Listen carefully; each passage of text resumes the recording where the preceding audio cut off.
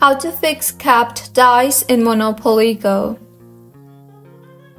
Hello everyone, I am Shaka and welcome to our channel. I will take you through the step-by-step process on how to fix capped dice in Monopoly Go. Now let's get right into the tutorial. Firstly, go ahead and open the Monopoly Go application on your device and further, tap on the Friends option you see there on the bottom toolbar. In here, you can see various options. You can tap on the Contact option and earn up to 30 dices, or you can also simply tap on the Invite option.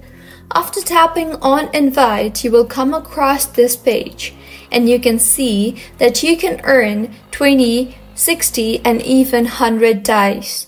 So what you can do is invite your friends either from Facebook or other various applications and win dice to avoid capped dice. Now, tap on Wins at the bottom left corner of your screen and you can play quick wins and earn prizes. You can also win several dice by playing the quick wins in your game. So, this is how you can fix capped dice in Monopoly Go. If you find this tutorial helpful, please like the video and do comment if you have any queries. Also, do subscribe to our channel Login Giants for similar helpful tutorials. See you on the next one.